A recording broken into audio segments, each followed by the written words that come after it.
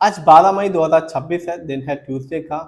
Iran America के बीच में कोई भी समझौता नहीं हुआ और ऐसा लगता है कि आने वाले समय में ये युद्ध भीषण हो सकता है।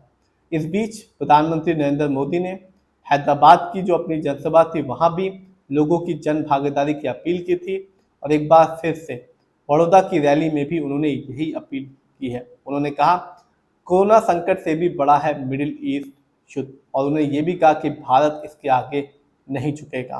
उन्होंने कहा जैसे हमने कोरोना को मिलकर हराया था वैसे ही हम इस दशक की अभी तक की सबसे बड़े संकट को भी मिलकर हराएंगे। उन्होंने विदेशी मुद्रा बचाने के लिए भारतीयों से अपनी आदतों में कुछ बदलाव करने का आग्रह किया है। प्रधानमंत्री ने देश की अर्थव्यवस्था को मजबूती देने और विदेशी मुद्रा भंडार को सुरक्षित रखने के लिए कुछ सुझाव भी बताए हैं, जैसे ईंधन की बचत।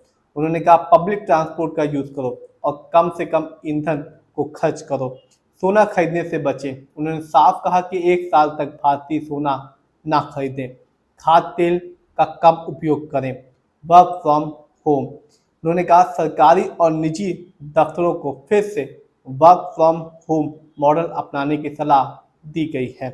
ऑनलाइन क्लासेस, स्कूल और शिक्षण संस्थानों में जहां संभव हो ऑनलाइन क्लास चलाने का सुझाव दिया गया है ताकि सड़कों पर वाहनों का जो दबाव है वो कम हो सके। विदेशी यात्रा टालें। उन्होंने ये भी कहा कि लोग विदेशी यात्रा करने से इस समय बचे। हो सके यदि उन्हें घूमने जाना ही है तो भारत के अंदर ही घूमें। उन्होंने साफ कहा कि जो ये मिडिल ईस्ट युद्ध चल रहा है वो कोरोना संकट से भी बहुत ही बड़ा संकट है और भारत मजबूती से इस संकट को लड़ेगा और इसके आगे नहीं झुकेगा।